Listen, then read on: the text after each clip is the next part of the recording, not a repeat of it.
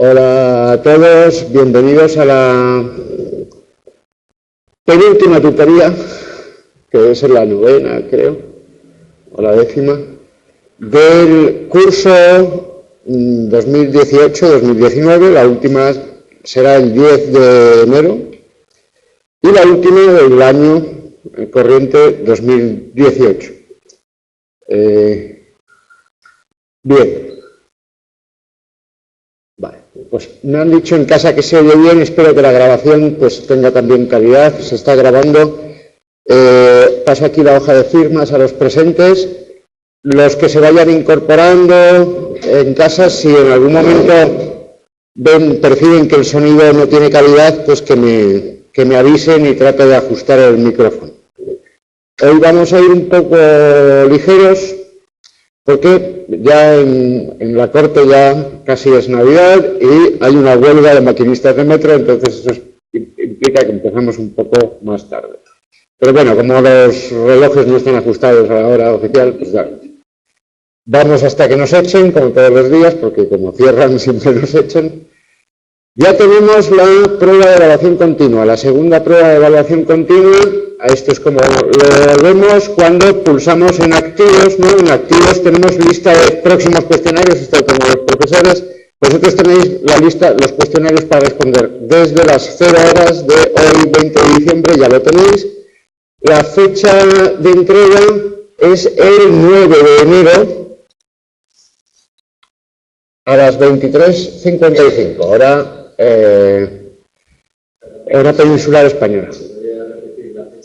9 de enero, el día 9 de enero a las 23:55, hora peninsular española, cada uno tiene que. Y tendréis las notas el día 10 de enero a las 9 de la mañana. El día 10 de enero a las 8:30 de la tarde tenemos nuestra tutoría y procederemos a corregir la PEC. ¿De acuerdo?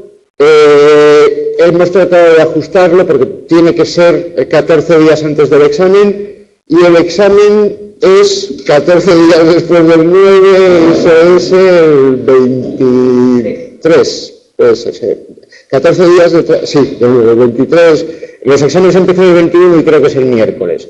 Está el calendario ya de los exámenes. De todas maneras, una compañera, creo recordar, preguntaba en el foro, muy apurada, ¿cuándo es el examen? ¿Cuándo es? Necesito saber cuándo es el examen. Bueno, el calendario está publicado desde hace meses, el examen también está ya puesto, está todo previsto.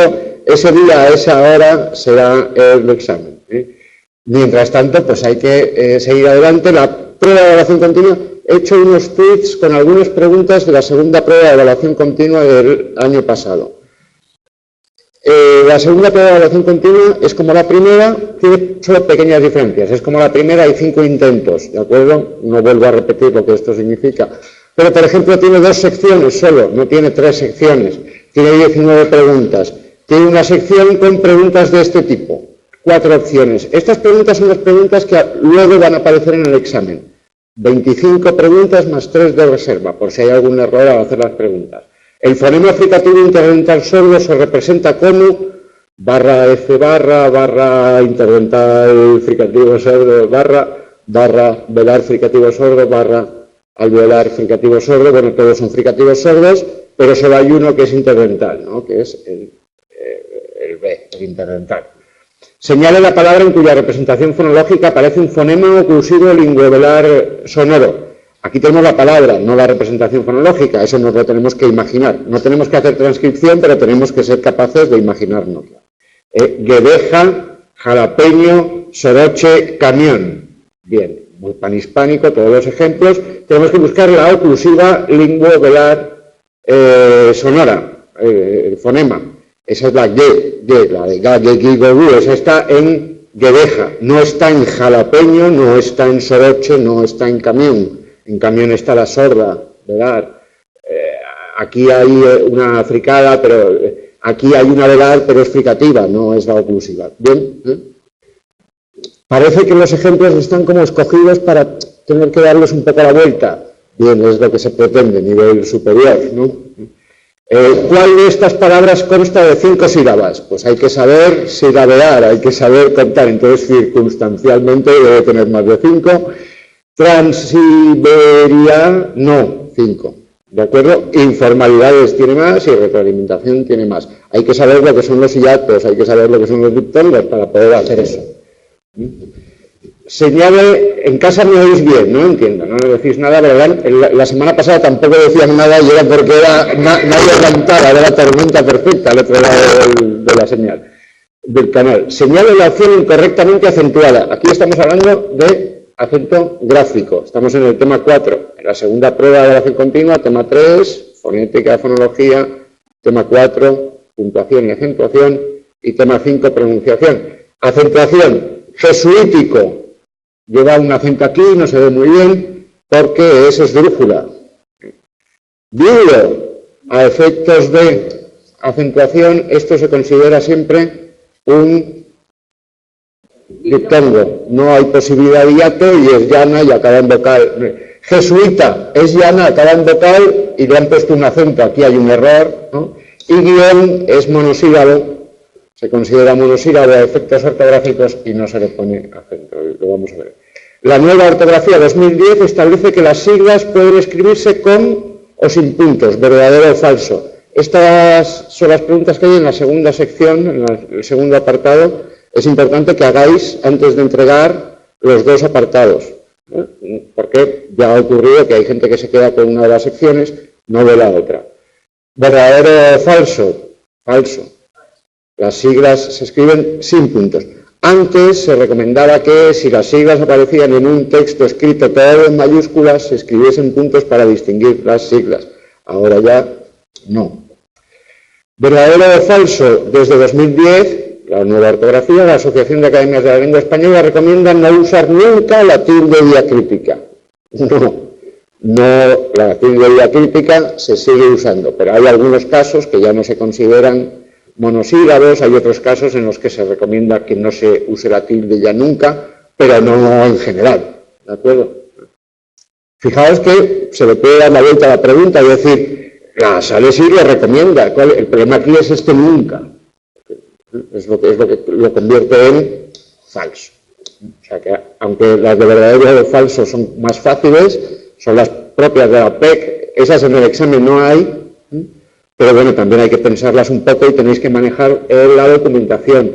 He hecho una publicación en el blog, en Carriazo de Hipótesis, con las tutorías recogidas de YouTube y bueno, pues para la gente que todavía no, pues la compañera que preguntaba cuándo son los exámenes o la que preguntaba la semana pasada que dónde estaba la guía. En fin, todavía hay gente navegando por el ciberespacio, a ver si conseguimos en la nebulosa de información captarlos hacia ahí y que lleguen a la guía, porque es la guía en lo que antes de, sí, cuanto antes, a estas alturas del curso, siendo mañana Navidad, ya es, vamos, barriendo el ciberespacio, a ver si nos encontramos, Twitter, tal, lo que sea. Acentuación y puntuación principales. Esto es la guía, acordaos de la guía, aquí tenéis las páginas, introducción es Gutiérrez Arauz, el naranja, y aquí tenemos también una actualización normativa, una selección de mensajes del equipo docente, y aquí no tenemos que estudiar brief. Hay unos ejercicios de autoevaluación, bien, tema 4 no plantea novedades. El otro día ya empezábamos con el tema 4, veíamos las reglas que no han cambiado de los acentos y llegábamos precisamente a los monosílabos, a los pronombres, y decíamos que la tilde es diacrítica. Diacrítico significa que sirve para distinguir. En este caso, ¿qué es lo que se distingue aquí? Digamos muy rápido, clases de palabras. Por ejemplo, pronombres tónicos y pronombres átonos, puede haber clases intertónicas como los pronombres, pero esto no sirve para distinguir un pronombre. Los sujetos son tónicos siempre. Tú, él, son sujetos. Respecto a, en este caso, ¿qué tenemos aquí? Un artículo que es una clase de palabras átona, y este tú, determinante, un determinante, porque funciona más como un adjetivo. Tu libro, tus libros, no sería un pronombre, el pronombre sería tú. Como es un determinante, es decir, acompaña siempre a otra palabra, libro, que es tónica, es una palabra átona, que forma parte, digamos, se une al grupo fónico del sustantivo, tu abrigo, tu prima, tu tía, prima, tía, abrigo, eso es lo tónico, tú no. Ese va sin acento. En este caso, mi, tenemos un pronombre tónico, el que se usa para término de preposición. Dámelo a mí. Significa lo mismo que me, pero me es átono. Me se une al verbo, dámelo, y a mí no. A mí es un grupo fónico, ¿por qué? Porque esto hace de núcleo y es tónica, frente al posesivo, determinante, mi libro, mi abrigo, mi tía. El te es un sustantivo frente al pronombre átono, que de es un verbo, de usted las gracias a su esposa, frente a la preposición de. Las preposiciones son átonas. Si nos acordábamos de Atahualpa Yupanqui, ¿no? Lo voy a elegir al mozo que está bailando, lo voy a elegir pa' cuñado.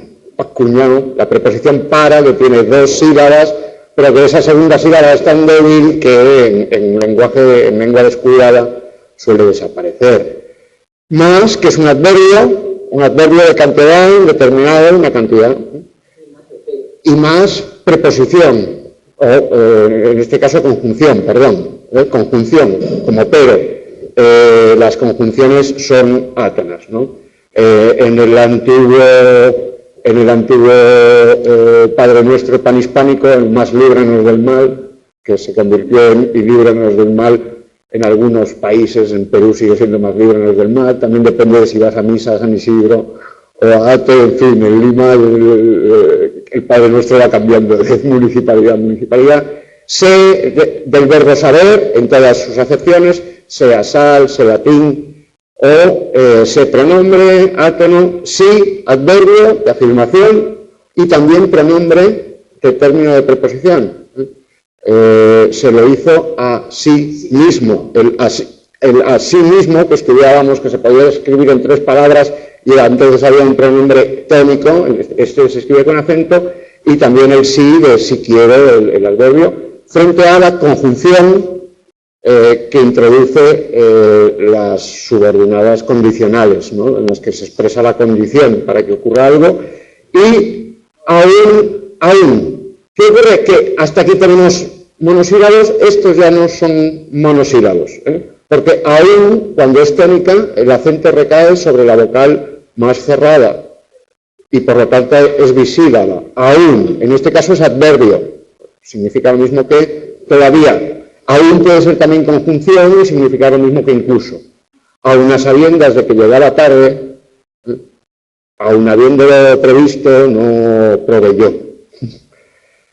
Y, pues, todos los interrogativos y exclamativos que aparecen en cabeza de enunciado exclamativo o interrogativo y que son tónicos en español, cuándo, dónde, cómo, y que cuando aparecen como pronombres interrogativos, cuando tienen función sustantiva, también, es decir, no solo cuando aparecen en preguntas, también no sé cuántos vendrán.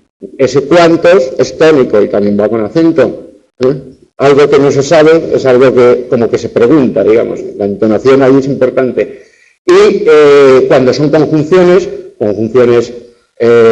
con antecedentes de tiempo, de lugar, ¿no? El momento más feliz de mi vida cuando me casé, frente al momento más feliz de mi vida fue cuando me casé. En algunos casos admiten ambas posibilidades. Hay casos en los que se duda, porque si el antecedente está expreso o no está expreso, coge acento o no coge acento, en fin. ¿Eso qué significa? Que en esos casos no podemos cometer fallo, porque es una cuestión de interpretación o de que el antecedente esté expreso o no. ¿Vale? Sí. Sí. Y las nuevas durante. También son... No, esas tienen más entidad, pero siempre cuando aparecen en el discurso, si hacemos mediante eso, ¿cómo lo vas a hacer? Mediante eso. Lo consiguió durante la mañana o mediante su esfuerzo. Es su esfuerzo y es mañana, aunque mediante tenga un acento, es un acento como secundario en el grupo fónico. Sí, pero las preposiciones prototípicas a, de, o el caso de para, pa. También con las conjunciones pasa lo mismo. Hay conjunciones que tienen, o todas las locuciones conjuntivas. Mientras que, cuando que, siempre que tienen ese siempre, es un adverbio que forma parte de una... Siempre que lo veo me saluda. La conjunción es siempre que. Pero digamos que el elemento átono ahí es la que, el que y el siempre pues tiene un acento que al formarse el enunciado es secundario. Siempre que lo veo. El verbo es el núcleo de ese sintagma, digamos, grande, que son dos grupos fónicos, pero a distinto nivel. Bueno, fonética y sintaxis, ¿no? En este caso, y morfología por lo que son las clases de palabras. Salvo los casos señalados, los monosílabos nunca llevan tilde. ¿Por qué? Porque las reglas son para palabras llanas, agudas, esdrújulas, y es necesario que tengan mínimo 2 sílabas, sí, para llanas o agudas, y luego ya 3 o más. Por lo tanto, los monosílabos solamente en los casos de tilde diacrítica se tildan. Hasta las normas publicadas en 2010 se recomendaba poner acento sobre la conjunción o cuando se escribía entre cifras. Argumenta la Academia que debido al avance en las formas de escritura mecánica, pues no se considera ya necesario. Bueno, si uno va a firmar un cheque y cree conveniente, por seguridad jurídica, que lo ponga. Hay casos, adecuación al texto, adecuación al contexto. En el caso del adverbio solo y los pronombres este, ese, aquel, estos, esos, aquellos, esta, esa, aquella, estas, esas, aquellas, hasta 2010 se recomendaba, en caso de posible ambigüedad, acentuar los pronombres para evitar su confusión con los determinantes demostrativos, este, ese, aquel. Cuidado, esto y eso, no, porque esto y eso solamente son pronombres, no existen las correspondientes formas. Esto y eso nunca se llevarán acento. Estos, esos sí, porque sí podemos decir vi a estos o vi a estos maquinistas de metro. Desde 2010 se recomienda que, como los casos de ambigüedad son muy pocos y no es general en el mundo hispánico la costumbre de utilizar la tilde, no acentuarlo en ningún caso. Y utilizar otros recursos para solucionar la ambigüedad que se suele hacer cuando se habla con otros recursos y que se hace en muchos sitios donde desde hace muchos años no se usaban estos acentos. Y podéis consultar el parágrafo 3.4.3.3 de la tilde diacrítica en adverbio solo y en los pronombres demostrativos. Esto lo traía siempre porque siempre había gente que no se lo creía, que discutía, pero bueno, a estas alturas ya han pasado 8 años y ya pues, más o menos estamos todos acostumbrados, sabemos lo que opina Pérez Reverte, lo que opina Vargas Llosa, todo el mundo sabemos lo que opina el país, en fin. Ahora estarán votando por el director de la Academia. Sí. Si gana Cebrián, retiro del país. Si no gana Cebrián, lo mantengo. Bien, en casa no dicen nada, el sonido debe ser perfecto. En los compuestos sintagmáticos, es decir, aquellos en los que las palabras se siguen escribiendo separadas o unidas mediante un guión, por ejemplo, ambos términos conservan su acento. Así, si decimos 21ª edición, 20ª tiene acento y primera también. Pero los compuestos, cuando se escriben en una sola palabra, entonces el primer elemento pierde el acento. 21ª, fijaos además la diferencia entre 21ª y 21ª. No solo es el acento, también es el género, ¿no? 21ª. Sería el caso de físico-atómico, donde solo atómico conserva su acento. O asimismo, que se convierte en una palabra llana, porque mismo es llana. La tilde en verbos con pronombre auténtico hasta 1999 el verbo conservaba su acento, así una forma del pretérito perfecto simple de temer, él temió, temiólo, y se conservaba el acento de temió. Desde 1999 se recomienda que solamente se acentúe de acuerdo con unas reglas generales. Entonces temiólo ya no se escribe con acento porque es llana acabada en... Pero temióselo, sí, porque en ese caso es esdrújula. ¿De acuerdo? ¿no? Ese cambio ya fue en 1999 y se ratificó en 2010 por todas las academias. Los adverbios derivados en mente son unas palabras compuestas muy curiosas. Es que es un sustantivo medieval que significa modo, manera, pero que se escribe junto a las formas femeninas de los adjetivos para formar adverbios de modo a la manera de lo que significa el adjetivo. Alegre, femenina de alegre, alegre, alegremente, de manera alegre. Rápido, femenino de rápido, rápida, rápidamente, de manera rápida. Bien, propiamente no es un sufijo porque mantiene el acento. Los sufijos son átonos en español, los derivativos. Este mantiene el acento, pero nunca se le escribe tilde porque es una palabra llana acabada en vocal, nunca se le ha puesto tilde, pero sí que se conserva el acento del adjetivo. El adjetivo alegre no tiene acento, pero superlativo de libre, libérrimo. Femenino de libérrimo, libérrima. Adverbialmente, libérrimamente. De manera extremadamente libre. Bien, libérrimo lleva acento, libérrimamente lo conserva. Porque tienen esta peculiaridad de que ambas palabras conservan su acento. A diferencia de los primeros formantes de los compuestos no sintagmáticos, que son sustantivos que pierden su acento, digamos que estos adjetivos no lo pierden, ¿de acuerdo? Porque es una característica de los adverbios en mente de la lengua española. Tiene su explicación histórica. Tenemos la actualización normativa, acentuación gráfica, pues se corrigen algunos errores del manual, ya sabéis, pues se habla de la forma tickets, pues la forma tickets no es en inglés, porque sería con Z y habría que escribirla con cursiva, ¿no? Si escribimos a mano ponemos una raya debajo, ticket, pero tampoco es la forma castellana, que sería tique. Aunque también se utiliza el plural tiquetes, ¿no? Tiques, porque está hablando del plural.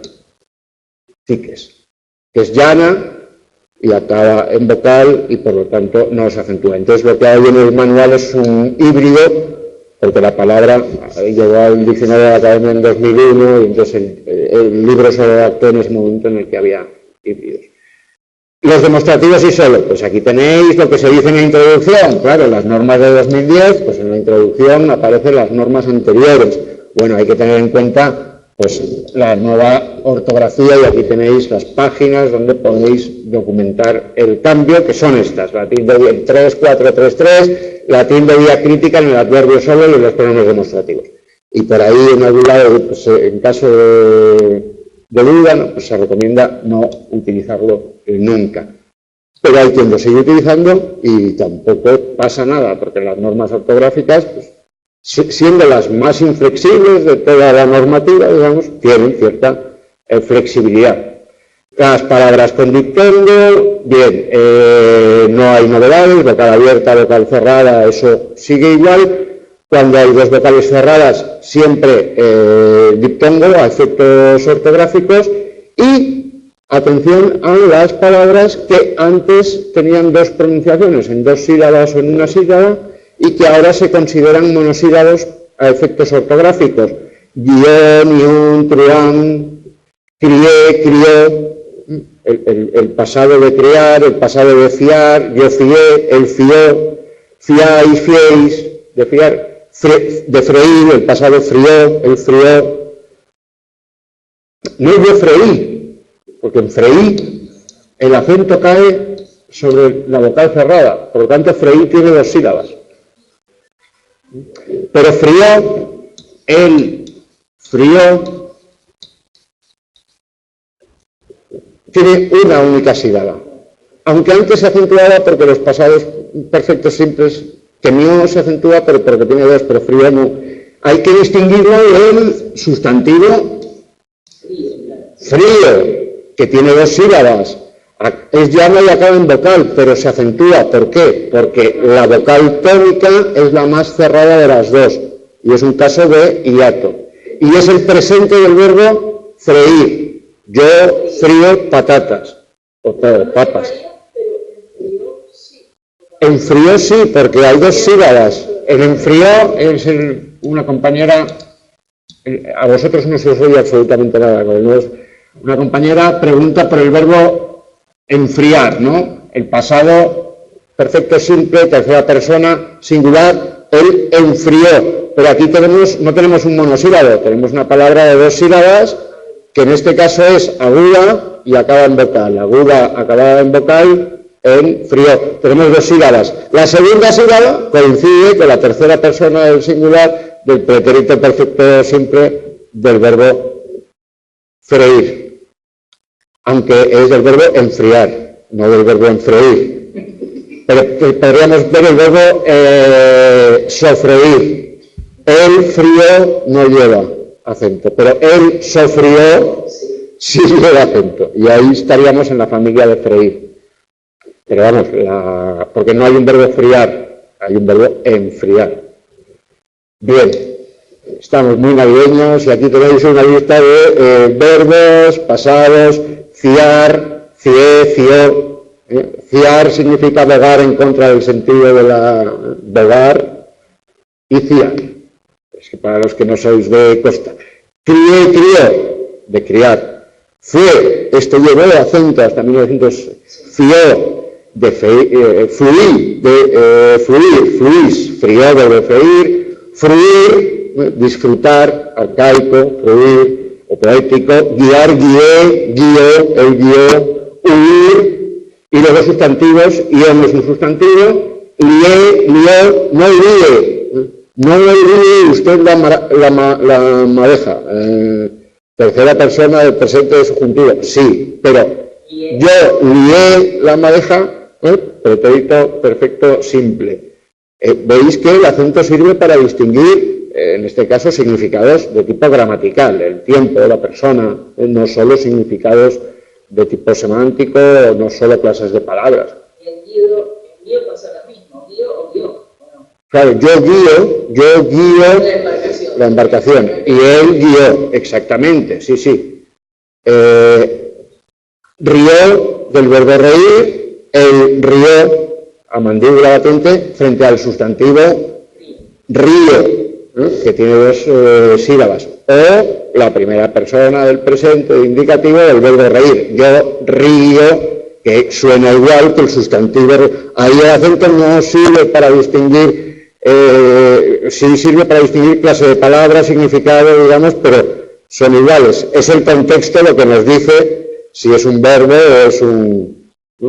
Rouen, el nombre de la ciudad francesa en español, Rouen con minúscula, el nombre de una tela que se producía en la ciudad francesa y allá se traía.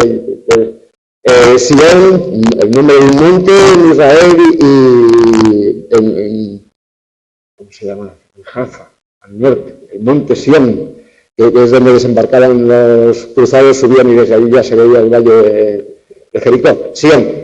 Y también nombre de varios hospitales en muchos sitios del mundo. El truán es un ladrón.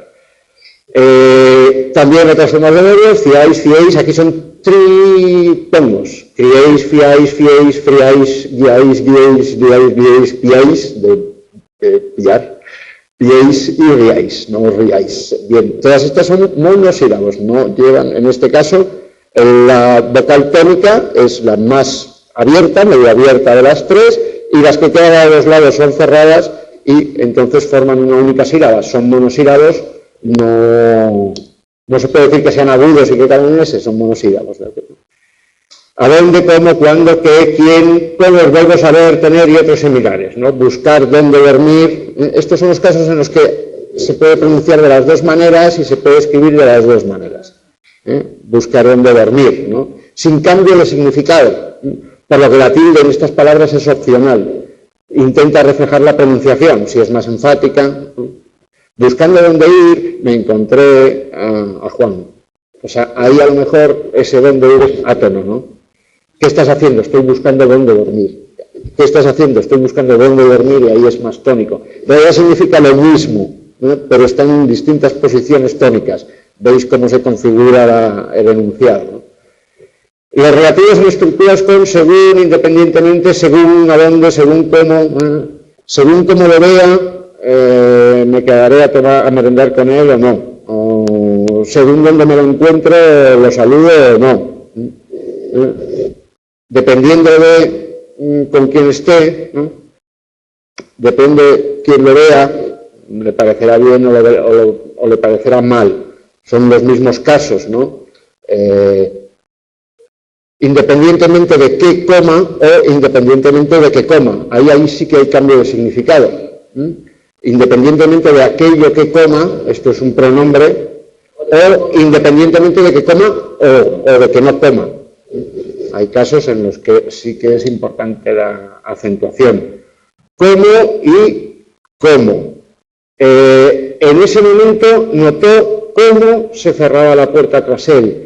Notó el modo, la manera en la que la puerta se cerraba. Digamos, estamos focalizando el modo, la manera. O en ese momento notó que se cerraba se cerraba la puerta, notó cómo se cerraba la puerta, el hecho de que se cerrara la puerta con él. Y ahí lo podemos sustituir por qué, que es la conjunción más prototípica, ¿no? Mientras que aquí necesitaríamos un adverbio, como o una locución, la manera, como, algo que nos... La conjunción o entre cifras aparece también en la actualización normativa del tema 4. Ya lo hemos visto, cambia respecto. Los latinismos. Hay dos posibilidades con los latinismos como con los otros extranjerismos. Se pueden escribir en cursiva y así se hacen generalmente con las expresiones que son varias palabras en latín, curriculum vitae, ad libitum. En este caso no se ponen acentos. Pero en muchos casos son palabras que ya se han adaptado a la lengua española y que se escriben de una manera latina, pero en letra recta. En este caso se le pone acento. Accessit, quorum. Esto en latín sería así. Pero en este caso tendríamos que subrayar o escribir en cursiva. Si lo escribimos españolizado, digamos, lo escribimos con C y le ponemos acento porque acaba en M y es una palabra llana. Acordaos que yo decía, hay 6 consonantes que aparecen en castellano en posición final y no mencionaba la T, no mencionaba la M. Es que estas son palabras latinas, entonces están adaptadas en algunas, pero aparecen palabras. ¿Qué ocurre? Que muchas veces cuando tenemos que hacer los plurales tenemos problemas. Los déficits, no hacemos los déficites, o los desiderata, o los referenda, los referéndums, los álbumes.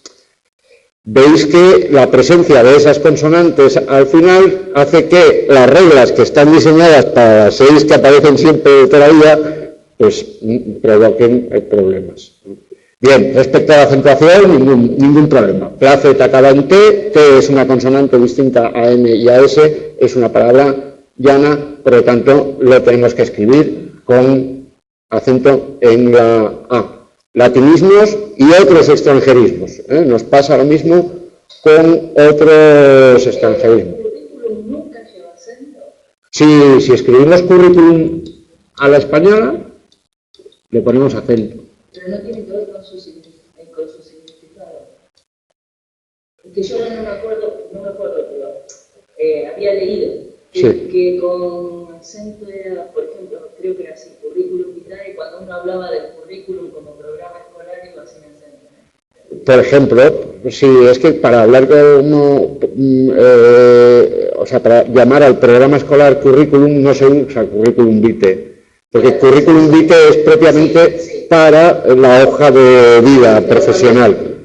Pero también se utiliza currículum como abreviación de currículum vitae. Entonces, digamos que sí. La recomendación es, como currículum vitae son 2 palabras, pues entonces no acentuado en cursiva. Pero si utilizas currículum como una abreviación de currículum vitae y lo escribes en recta, entonces le pones en acento. Claro, pero no puedes utilizar currículum vitae en cursiva para referirte al programa escolar, porque en ese caso, esa es la cuestión del significado que hay que tener en cuenta, adecuación al contexto, a la necesidad comunicativa, el emisor lo tiene que saber, el receptor. El plural es los currículos. Los currícula o los currículums se admiten los dos. Aparece en el diccionario panhispánico de dudas, también hay una selección del diccionario panhispánico de dudas. Tenéis ejemplos y creo que aparece currículum entre los ejemplos. Aquí, sí. Aquí tenéis currículum con el significado relación de títulos, honores, cargos, datos que califican a una persona. Exacto, y que excluye el otro significado al que se refería la compañera de programación escolar o currículum escolar. ¿De acuerdo? Bien, palabras llanas formadas con un verbo y un pronombre crítico pospuesto. Antes se acentuaban si el verbo tenía un acento. Y teníamos verbos como perdió, lleva acento, pues perdió. Bien, desde el 99 esta palabra se considera llana y como acaba en vocal no se le pone el acento.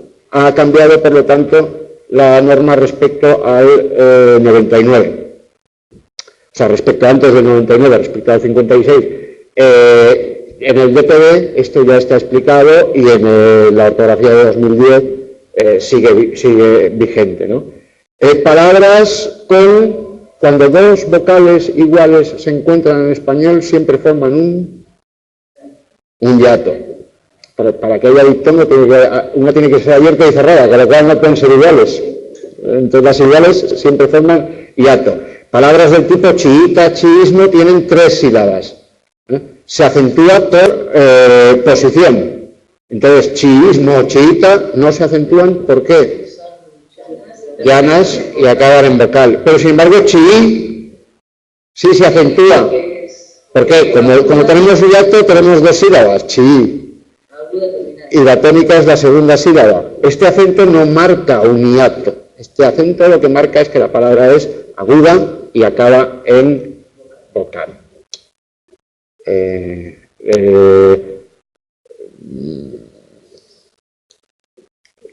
Tenía una gallina y el zorro, y una noche lo rastreé, rastreé tiene acento, ¿por qué? Porque es aguda y acaba en vocal. Como todos los pretéritos perfectos, o la mayoría de los pretéritos perfectos, yo comí, yo rastreé, 3 sílabas, pero ahí lo que tenemos es un hiato por vocales homoorgánicas. Vocales homoorgánicas son aquellas en las que intervienen los mismos órganos para su producción. Por lo tanto, es una manera ultracientífica de decir vocales iguales. ¿Vale? Palabras con hiato, tenemos 2 vocales abiertas, cae, canoa, eso se tiene en cuenta para el cómputo silábico y se acentúan según le corresponda. Aéreo se acentúa porque es esdrújula, tiene 4 sílabas y es la antepenúltima, la tónica. 2 vocales iguales, vehemente, leer, rastreé, siempre, hiato. Entonces se silabea y rastreé por aguda. Vocal cerrada, tónica, seguida o precedida de vocal abierta, átona, porque si la cerrada es la tónica, en estos casos siempre se acentúa gráficamente la vocal cerrada, independientemente de la posición. ¿Para qué? Para indicar que hay esa sílaba, esa vocal es tónica y por lo tanto es núcleo de una sílaba y la otra vocal de otra sílaba. Son los acentos que marcan hiatos. Pueden ser llanas y acabar en S, países lleva acento para indicar que la I es tónica. No debería preposición porque es llana y acaba en S, o pueden ser llanas acabadas en vocal, oído, o esdrújula. Caíamos, donde es la antepenúltima, la I, que está entre 2 vocales abiertas, en ese caso ahí tenemos 2 hiatos, uno precede a la I tónica y otro sigue a la I tónica, ¿no? Por cada encuentro de vocales, un hiato. Pero cuando el encuentro es al revés, cuando son 2 cerradas y una abierta, entonces es triptongo. Tenemos 3 encuentros y por eso es triptongo, diptongo. La palabra té es plural de té. La academia recomienda acentuar también el plural de té, cuando en el plural no hay posibilidad de confundir con el pronombre, porque el plural del pronombre té sería os o vos, en algunos dialectos antiguamente, ¿no? Bien, se corrige el libro que contenía un error. A un enfermo llega a su casa, incluso enfermo, en el segundo caso todavía enfermo, aún sin curar, digamos. Bien, aún no ha cambiado el precepto, se sigue utilizando la tilde diacrítica, pero se ha excluido este ejemplo de la lista de los monosílabos, porque el adverbio no es un monosílabo, como se demuestra con la poca fonética que sabéis ya, pues podéis incluso explicarlo, ¿no? Topónimos y antropónimos adaptados, si una palabra se adapta, se le aplican las reglas de acentuación. Entonces, Ámsterdam es un topónimo, un nombre de lugar, y la pronunciación más común es esdrújula, y entonces se le pone acento. Bernabéu, que no lleva acento en catalán, como se pronuncia como llana y acaba en vocal, se acentúa. Igual que Palau o Andreu. Serían los antropónimos, son los nombres de persona, apellidos, nombres de pila, y los topónimos, los nombres de lugar, cuando se adaptan. Entonces, París lleva acento, el topónimo, para distinguirlo del antropónimo París, el que hizo lo de las gracias. Pasamos entonces a la puntuación.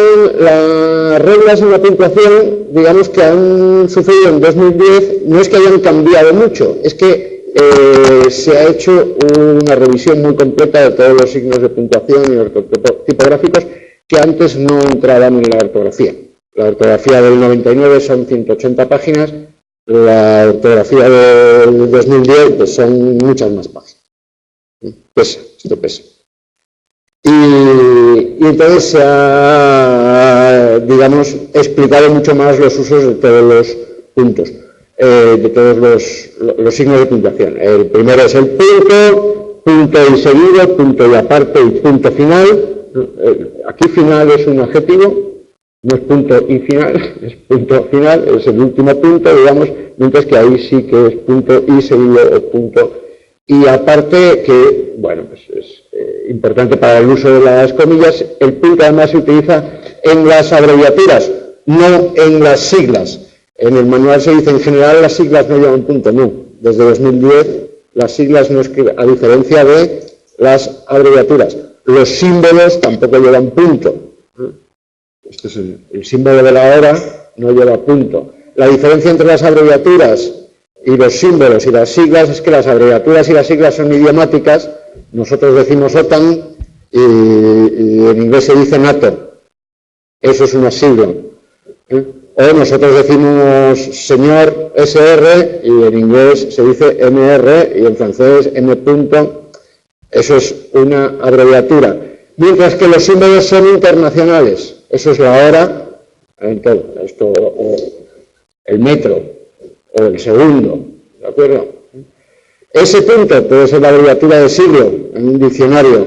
Ese sin punto es segundo, allí donde lo encontremos. ¿Vale? Las siglas, UNED es una sigla. Las siglas funcionan como palabras y es un sistema de formación de palabras y dan lugar a derivados y dan lugar a plurales, ¿no? Entonces podemos hablar de unedianos, ¿no? Los que somos de la UNED somos unedianos. Eso es un derivado. Hay una cuenta de Instagram que publica cosas de humor y tal que se llama unedianos. Los símbolos son propios del lenguaje científico, se utilizan en las fórmulas científicas y la academia no recomienda que se utilicen en el discurso normal. Tiene deficiencia de sodio, escríbase sodio, no se escriba Na, ¿de acuerdo? Tampoco se le dice a nadie en la mesa, páseme el NaCl.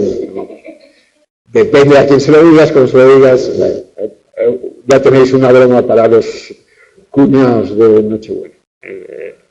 Bien, no se recomienda porque eso, porque produce risa, produce... KMS, ¿qué es? Pero KMS puede ser una abreviatura del español, que utiliza el símbolo... Sí, las siglas son invariables en cuanto al plural. Las abreviaturas no. Tenemos señor, tenemos señores, tenemos señora, tenemos señoras, pero las siglas son invariables. Entonces, digo, el día 10 tendréis las calificaciones de vuestras PEC. PEC sería una sigla. Y digo vuestras PEC, o en los foros escribimos las PEC de esta asignatura, porque las siglas son invariables en el gen. Entonces, KMS, que es lo que pregunta el compañero, si yo me encuentro esto, generalmente lo escribiré con un punto. Entonces es una abreviatura de kilómetros que yo me he inventado utilizando el símbolo internacional de kilómetro, pero que esto... Claro, porque el plural no, si tú vas a 60 kilómetros por hora, vas a 60 kilómetros por hora, no vas a 60 kilómetros por hora. Esto sí, pero...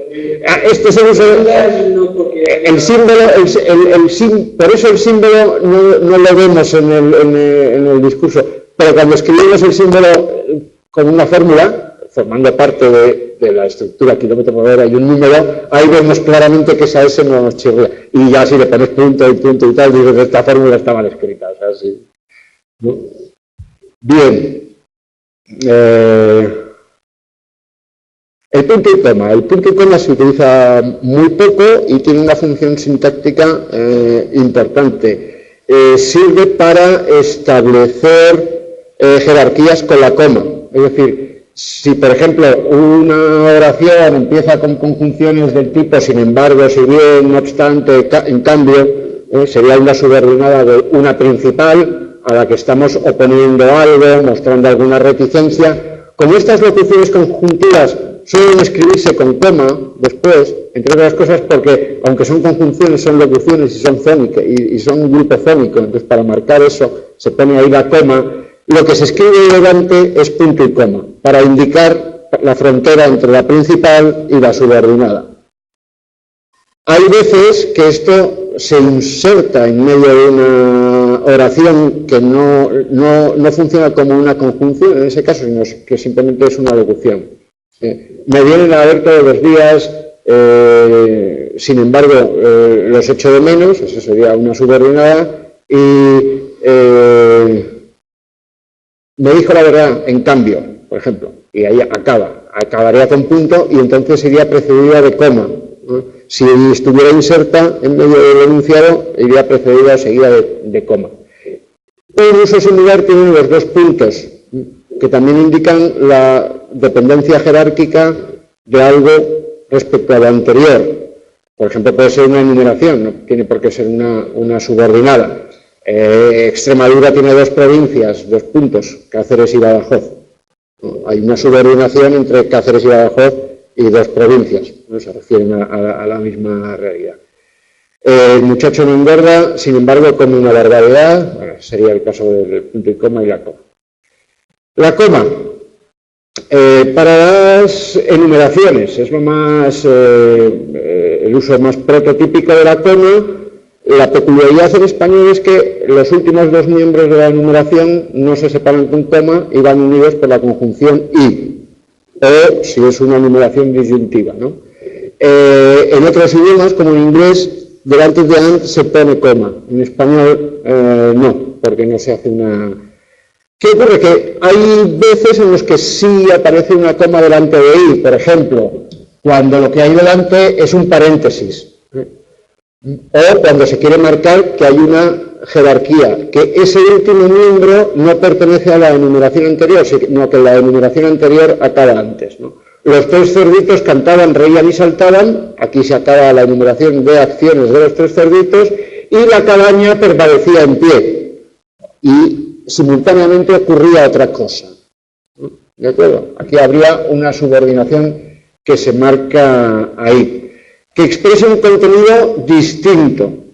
Los congresistas recorrieron a pie todas las calles del casco antiguo de la ciudad para ver los principales monumentos, coma, y se alojaron en el parador. Bueno, se alojaron en el parador es algo distinto. Comparten el sujeto, pero no se trata de una enumeración.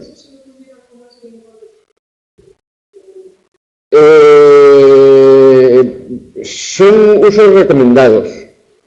Aquí te habla la Academia de la longitud del enunciado. Por eso el ejemplo es...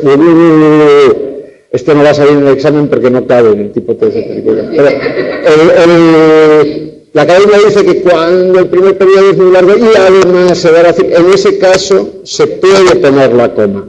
Porque lo que la academia dice es que la coma delante de i, no. En algunos casos es posible, y que enumera los casos en los que es posible. Pero si no lo pones, pues no sería una falta, no son faltas de ortografía en puntuación. Hay algunas que sí, ya lo veremos, pero no serían estas. Esa es la tercera que decía yo, que tenga una extensión considerable, lo que precede a la i, que a su vez puede tener enumeraciones, que a su vez puede tener incisos. El regalo del marquesado consistía en un juego de té irlandés del siglo XVIII de 20 piezas y en la fíbula romana del siglo I después de Cristo. Bien, pues es muy largo y entonces para separarlo. Pero esa coma, si no la ponemos, no es una falta, no es una... Y por énfasis, lo cierto es que el chico estudia y con ahínco. Ese y con ahínco no es que estudie y con ahínco, sino que expresa un contenido distinto, no está gramaticalmente coordinada, no tiene una extensión considerable, pero en este caso es el énfasis, se marca una pausa que se da en la enunciación oral. Sí. extensión considerable sobre todo, si ya tienes muchos comas, puedes poner un punto de coma antes de la i. Sí, si lo que quieres es establecer una jerarquía, ahí usarías el punto y coma precisamente para eso. O, por ejemplo, si tienes una enumeración que a su vez dentro tiene comas, pues esa enumeración utilizarías el punto y coma. Sería pero ese punto y coma tendría una jerarquía superior sintácticamente o de significado y tiene que ver también con la longitud del periodo. Porque si tú metes un inciso y una subordinada y 3 enumeraciones metidas a su vez en una enumeración superior, llegará un momento en el que necesitarás poner puntos y comas y paréntesis y rayas, porque tú mismo te perderás. Si leéis libros de matemáticas del siglo XVII, que se escribe así todo seguido, sin puntos y sin fórmulas, sin nada, veréis lo importante que es la puntuación. La coma. Casos en los que es un error, que preguntaba la compañera, no en los anteriores, pero sí las famosas oraciones adjetivas que tienen dos significados, que pueden ser explicativas o especificativas. Si son especificativas, se escriben entre comas, y si son explicativas, sin comas, creo recordar. Va entre comas. Y cuando son especificativas, ¿no? El bolso que está sobre la mesa, suponemos que hay varios bolsos y solo uno está sobre la mesa, ese sería especificativa, ese sin coma. El bolso que está sobre la mesa, entendemos que sabemos los dos de qué bolso estamos hablando y simplemente estoy dando una explicación que no necesitamos para especificar. La coma es obligatoria cuando la oración subordinada se antepone a la principal. El orden lógico sintáctico en español es oración principal, oración subordinada, excepto en las condicionales, que suele ser oración subordinada, oración principal, protasis y apódosis. Cuando se disloca, cuando hay un cambio, eso se marca con la coma. Porque lo sabes, quiero que me lo digas. Porque lo sabes, quiero que me lo digas. La principal es quiero que me lo digas porque lo sabes. Ese sería el orden lógico. Si yo enuncio porque lo sabes, quiero que me lo digas, estoy focalizando sobre la subordinada y pongo la coma, y ahí la coma es obligatoria. En ciertas subordinadas, la causal que indica una causa lógica o explicativa que va introducida por la conjunción que y la concesiva introducida por las concesiones, aunque a pesar de que en esos casos la coma es obligatoria independientemente del orden, aunque el orden sea lógico. Lo sabe aunque no me lo quiere decir. Sería aunque, o cuando el que significa porque. Yo lo sé que me lo dijo. Yo lo sé porque me lo dijo. En ese caso, que tiene un valor causal. Ahí se le pone siempre la coma. A diferencia de yo sé lo que me contó, donde hay un que no se puede sustituir por porque, que no tiene un valor subordinante. Sí es una conjunción, sí hay una subordinada, pero es una subordinada sustantiva, no adverbial. Porque que tiene muchas posibilidades, como es la conjunción prototípica, se utiliza para muchas cosas, muy polisémica, digamos, ¿no? Digamos que esta coma aquí sería como diacrítica, ¿no? Que tiene que ver con el significado. antes de los segundos miembros de una oración compuesta adversativa, sino pero más, y consecutiva, con todo de modo que, es decir, antes de sino, antes de pero, antes de más, el más líbranos del mal, y consecutiva, con que me lo digas de modo que es verdad. Bien. Y para indicar la omisión de un verbo mencionado en la frase anterior. Juan es primo de María, Pedro de Esther. Bueno, pues entre Pedro es primo de Esther, ahí entre Pedro y Esther pondríamos una coma y ahí pondríamos un punto y coma entre la una y la otra para jerarquizar. Bien. ¿Y ahí se podría cambiar con una I? Con una I y tienes que coger la preposición, tienes que repetir la preposición, sí. Juan es primo de María y Esther de Pedro y pondrías la coma ahí, ¿no? O coma, Esther y de Pedro no. O sea, la I podría sustituir al punto y coma de una y otra, pero no al... sí. Bien, es incorrecto en español la coma entre el sujeto y el verbo, o entre el verbo y el objeto, sujeto, verbo, objeto. Luego de ser interrogado, el testigo, que tiene los ingresos al lurigancho por robo agravado, no brindó declaraciones. Aquí tenemos el testigo, una coma, una oración adjetiva, entendemos que hay un único testigo, luego esa oración es explicativa, tiene que ir entre comas. Falta esta coma. Aquí la tenemos, que es la correcta.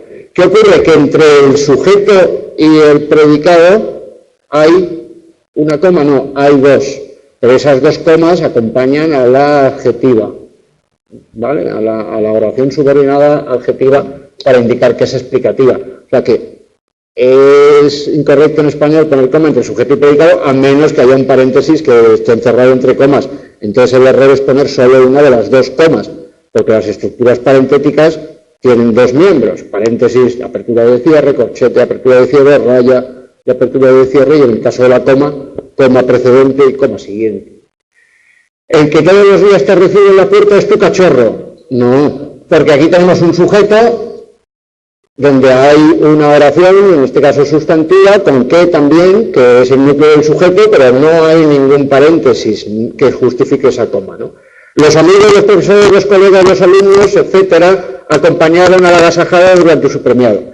Aquí, esta coma sirve para cerrar la enumeración, porque cuando aparece etcétera, ponemos coma. Si hubiéramos puesto una I, no tendríamos coma ahí. El vigilante, los vecinos, los transeúntes, etcétera, se negaron a brindar, etcétera, aquí con coma, si ahí hubiera una I.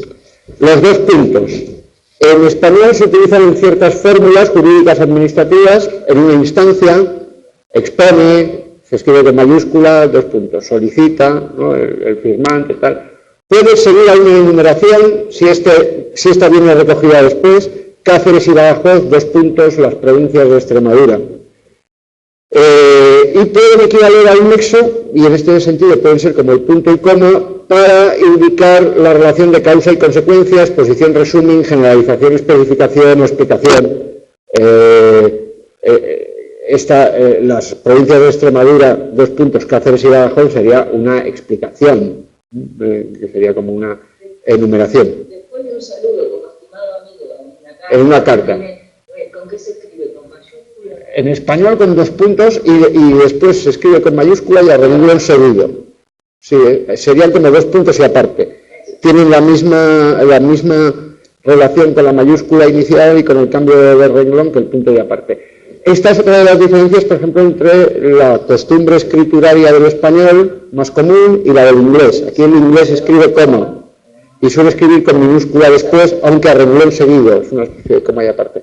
El español utiliza tradicionalmente de manera más frecuente los dos puntos ahí, aunque con mucha frecuencia se ve la coma por influjo gringo. Bueno, los puntos suspensivos indican la inconclusión de un enunciado, como etcétera, tiene el mismo significado que etcétera. Por ello, no se deben utilizar junto, etcétera, o su abreviatura, etc. punto, más los puntos suspensivos, porque estamos utilizando dos signos una abreviatura y unos signos de puntuación que significan lo mismo. Sería un caso de redundancia. La lengua escrita, las abreviaturas y los puntos suspensivos son características de la lengua escrita, se caracteriza por la concisión y la concisión excluye la redundancia. No. ETC es una abreviatura y debe llevar punto. Pero si escribes etcétera, toda la palabra no es una abreviatura y lo que es incorrecto es escribir etc puntos suspensivos o la palabra etcétera entera seguida de puntos suspensivos. Yo tengo un amigo que siempre escribe 2 puntos suspensivos, pero para fastidiar. Se escriben 3. Se emplean para expresar también vacilación y duda. Si un discurso, por ejemplo, está truncado porque no se ha percibido, porque no se quiere reproducir o porque el hablante, digamos, se calla por duda. Y también en una cita textual, cuando se elimina algún segmento del texto, se utilizan entrecorchetes así para indicar que en una cita, que empieza con comillas, falta algo, faltan unas palabras.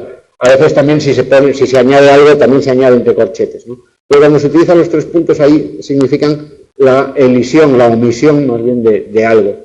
Signos de interrogación o exclamación, el español se caracteriza porque los tiene de apertura y hay algunas expresiones, si son breves, que pueden entrar dentro de la pregunta o pueden quedar fuera. Los vocativos, por ejemplo. Juan, dime la verdad. Pues escribimos Juan, coma, signo de interrogación, dime la verdad. Y dime cuál es la verdad. Y ese cuál es la verdad lo escribimos con minúscula. A diferencia de cuál es la verdad, Juan, donde empieza con mayúscula, cuál es la verdad, coma, Juan aparece dentro de la interrogación con una coma y seguido por el signo de cierre. Esto hay que tenerlo en cuenta. Esto se pregunta en el examen, hay preguntas de esta de ¿cuál de las 4 siguientes está mal puntuada? No, ¿dónde está la coma? ¿Dónde está el punto? ¿Dónde está Juan? ¿Cuál es la verdad? No os preocupéis por cuál será la verdad ni quién es Juan. Lo importante es si está la coma y demás. Vale. Creo que la gente se imagina que si Juan era, porque en la pregunta anterior se decía que era primo de Pedro y claro, Pedro... Bien. Los paréntesis. El paréntesis suele encerrar un enunciado con valor de comentario o explicación. El paréntesis es curvo, como los corchetes. También para expresar alternancia.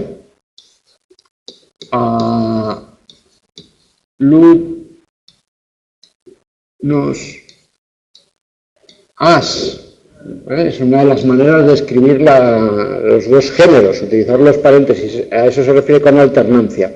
Y el paréntesis de apertura no puede llevar inmediatamente ningún signo.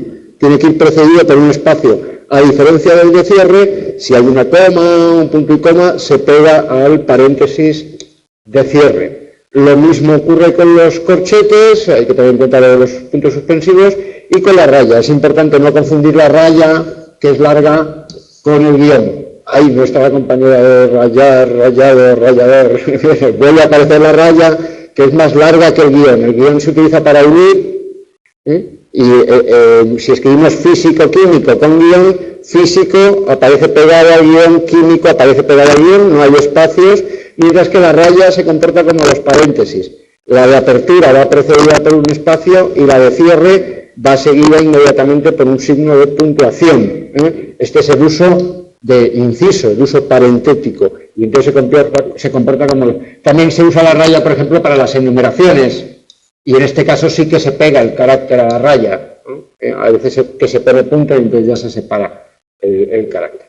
Las comillas están las latinas o españolas, las inglesas y las simples. Estas son las principales. La academia recomienda utilizar las latinas y reservar las comillas inglesas para citas que se entrecomillan dentro de las comillas y reservar las sencillas para citas entrecomilladas dentro de otros entrecomillados que a su vez están contenidos en otras comillas. Jerarquía.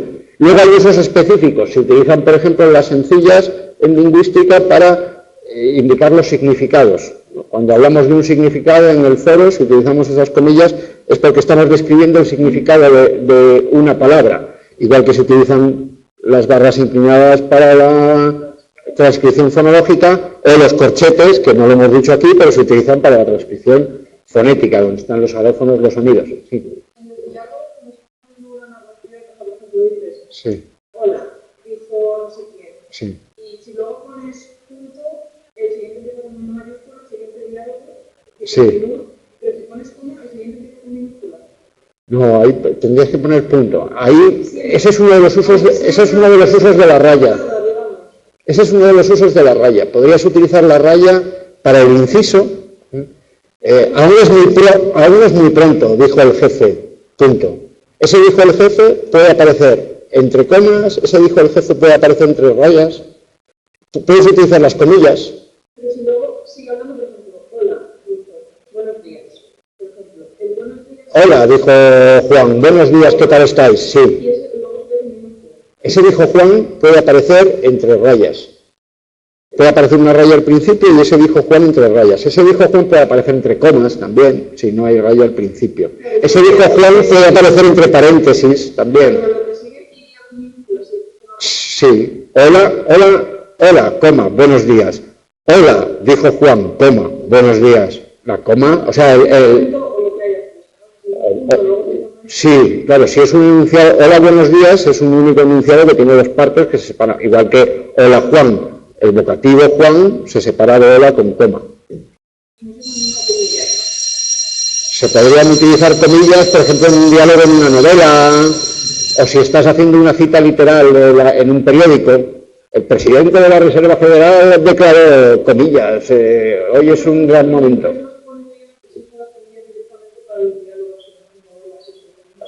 Sí, en español se usa la raya más. Sí, cuando hay rayas sin comillas. Por ejemplo, las comillas se pueden utilizar para sustituir a las cursivas. Cuando escribimos, las cursivas se pueden sustituir por un subrayado o por las comillas. Pero no utilizamos nunca doble resalte. Por lo mismo que no utilizamos etcétera y puntos suspensivos. Si utilizamos la raya, no utilizamos las comillas. Si utilizamos las comillas, no utilizamos la raya. Si no utilizamos ni raya ni comillas, al principio, pues el inciso lo ponemos entre comas.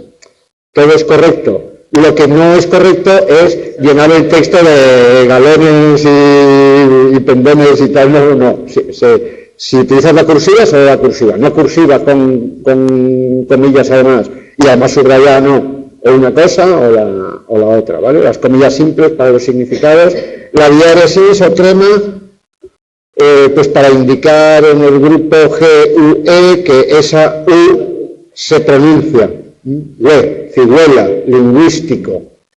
En ese caso lo que tenemos son siempre diptongos, lingüístico, lingüística y el acento porque es esdrújula. Bien, la ortografía de las siglas, bien, lo de los puntos, hasta entonces, la edición del verbo, a él le gusta la sandía y a ella el melón, le gusta el melón. Bien, pues en algunos contextos se puede prescindir de ella según la ortografía del 99 y la del 2010. En 2010 admite que se prescinda de ella en algunos contextos. Por ejemplo, el siguiente enunciado que contiene ya varias comas sin punto y coma. Yo vigilaré los lunes y los miércoles, tú, coma, los martes y los jueves, y Martín los fines de semana. Bien, se puede escribir sin esas comas. Yo vigilaré los lunes y los miércoles, punto y coma, tú los martes y los jueves, coma, y Martín los fines de semana.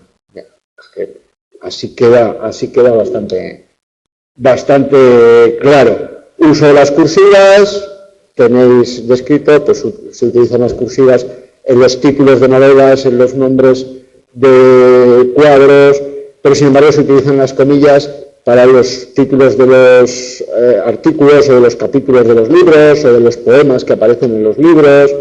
En las cabeceras de los periódicos se escriben en cursiva, pero los titulares de los artículos se escriben con comillas. Bien, los nombres propios, las marcas registradas, los nombres no adaptados, el uso metalingüístico, cuando decimos lo es un pronombre, estamos hablando de lo, pero como palabra, ¿no? Ese es el uso metalingüístico, ese lo aparece en cursiva. Bien, lo tenéis muy detallado en la actualización normativa. Tema 5, no quedan ni 5 minutos, pero quiero por lo menos ver un poco la presentación, porque en la PEC, la próxima vez que nos veamos ya habréis entregado la PEC, hay preguntas del tema 5. principales dificultades de pronunciación, errores de pronunciación y fenómenos dialectales. Aquí sí que tenemos que estudiar la introducción y también saber hablar. Recuperamos saber hablar de Antonio Briz. Para los problemas de pronunciación y los errores de pronunciación, dificultades, digamos, ¿por qué? Porque se encuentran grupos consonánticos que no son muy frecuentes, baja frecuencia, dificultad, ¿no? O errores de pronunciación, errores muy frecuentes que pueden dar lugar a vulgarismos o a incluso incomprensiones. Y luego los fenómenos dialectales, el seseo, el ceceo y el yeísmo. Como veis, es una introducción a la pronunciación. El seseo está admitido, en la norma culta, el ceceo no y el yeísmo sí. Son cuestiones de pronunciación, características del español que ocurren en otras lenguas, pero que en español tienen la consecuencia de que los hablantes tienen distintos sistemas fonológicos, distinta correspondencia entre los fonemas y las grafías y la pronunciación suele dar lugar a problemas ortográficos, el seseo, el yeísmo.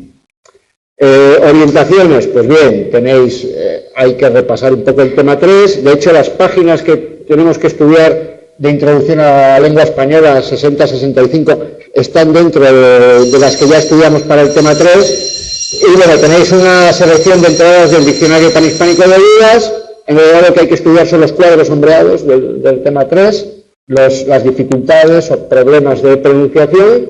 Aquí tenéis la caracterización del seseo, del ceceo y del yeísmo también, que se deben ver. Y luego errores de pronunciación que deben evitarse, y esto ya sale de Briz, página 47, pues pronunciar correctamente, ¿no? ¿Y qué es pronunciar correctamente? Y Briz dice lo que los tipos de variación, y bueno, y por las letras, la correspondencia con los fonemas, los ejemplos y las observaciones respecto a las dificultades que afectan a esas letras, a esos fonemas. Tenéis las diapositivas, nosotros nos tenemos que ir. Espero que en casa lo hayáis escuchado bien y nada, feliz Navidad. Y ya está, ¿no? Sí. Nos vemos el 10 de enero aquí y hasta entonces, pues, el foro estaremos de vacaciones, entonces no es seguro que podamos contestar, pero vamos, tampoco tiene que haber nada urgente de aquí al 7 de enero. El 7 de enero estaremos de vuelta. Las diapositivas Feliz Navidad. en